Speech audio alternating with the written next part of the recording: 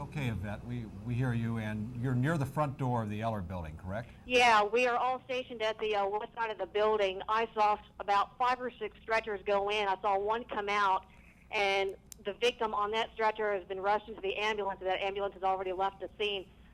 Like I said, there have been several people coming out. What did appear to be one of the hostages, a young woman, long blonde hair, was talking to some of the federal officials over there stationed outside of that building. We saw several flash bombs, or what appeared to sound or appear to be flash bombs, but this is still an ongoing situation. Yvette, this is Dee speaking now. What kind of condition was the person who was brought out on the stretcher? Could you tell, was the person awake, or could you tell us something about that person? I could tell you that. I could answer that question if I was close enough, but we're all pretty far off, about, I would guess, about 50 yards away from the building. And it is nighttime, but the lights from the ambulance and some of the other rescue response vehicles are helping illuminate the scene here. But like we said, we saw a rapid rush of stretchers into the building. We saw one come out. I'm seeing some other people come out, or at least they're in the lobby. Okay, it looks like, okay, there's it looks like another stretcher may be coming out, because it's taken several people to dolly this stretcher down the. And good evening once again to you. For those of you just joining us here on ABC-24, the hostage standoff that has been underway since just after 1 o'clock this afternoon at the Dyersburg State Community College in Dyersburg. It looks like it has ended tonight in very dramatic fashion. As you know, a gunman was holding 11 people hostage, students and a teacher of a math class at Dyersburg State Community College, and we have some action that has been going on for the past about 30 minutes, and we have 3 reporters, excuse me, Yvette Mena, Tommy Stafford, and Gernal Scott. So let's bring these guys in now. They've been doing a fine job covering the situation for us, and as soon as let's get the picture from Dyersburg on the air now, can we? Can we get a picture up from the scene in Dyersburg? There we go. We had to unplug. All right, Tommy, we know you're working on getting back on the air with us here, but this is the scene outside the Dyersburg State Community College, where hostages have been held since just after 1 o'clock this afternoon, and that's the police chief of Dyersburg, Bob Williamson, who's starting to brief reporters. Let's listen in. Fired and had to kill the man. 2 of the hostages was wounded. Not severely, and they're taken to Methodist Hospital at this time. Chief Williamson, so the suspect, Harold Kilpatrick Jr., are you is taking dead? our last? Yes, sir. He was killed. The hostages, you say a couple have been wounded. Were Right. they by police fire or his own fire? We think it was by his fire. We've turned it over to the Tennessee Bureau of Investigation, and they're in there now. They've taken over the crime scene now. Okay, Chief, now to ask you this again, because we just went on the air and we want to make sure of this. Tell us about the moments leading up to right before the ambulance is pulled in there. What happened as far as in that room right before your guys went in to shoot him?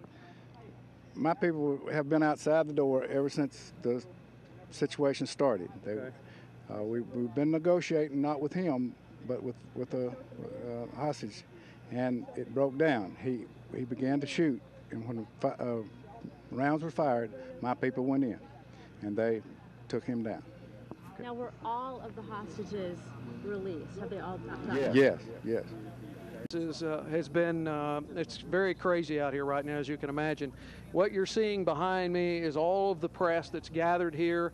This is press nationally and internationally. This thing has been making headlines as far as we know personally in Australia, also in Wales. We've heard about that today, so we know this has captured the attention of the international community, as well as, of course, all the Mid-South media here. Again, the police chief and his entourage just went back into the building behind me here. That's where we heard the screams from families just a moment ago. That's probably where they've been taken to. It may have even been the notification of some of the folks that have been injured. And then also, again, just to go over this, the gunman is now dead, and 2 of the 11 hostages that were held in there at least have been injured by what we're being told is gunfire. We do not know the extent of their injuries at this point. And again, guys back there in Memphis, this has been a crazy night, to say the least.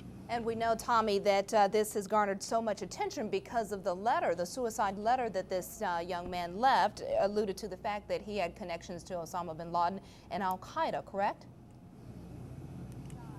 Yes, that is indeed the case. That was an indication that the note found at the gunman's sister's house indicated. But when you have something like that, especially in these days and times, you have to take it seriously. You don't know exactly where that threat is coming from or if that threat is valid. But they called in the FBI and they made sure everything was done to the letter as it involves any kind of terrorist activity. But it turns out that just a little earlier this evening, they had the opportunity. They saw their opportunity to go in, and they did, and they ended this thing. Well, and they had to go in, as the chief was saying just a moment ago, Gernal, once they heard gunfire from inside the building. Cameron D., that's what we talked about this afternoon. If this situation escalated, we had hoped it wouldn't. If they could resolve this calmly, that wouldn't be necessary. But what happened is it escalated. For whatever reason, gunshots started inside. At that point, they were poised and ready to go, and they did. They went in and, again, shot and killed Mr. Kilpatrick that was holding all these people hostage here. And again, a very dramatic evening. Yeah, a lot of people have been out here watching this thing from the very beginning, and many people are still milling around just trying to get an idea of what went on over the past 8 or so hours.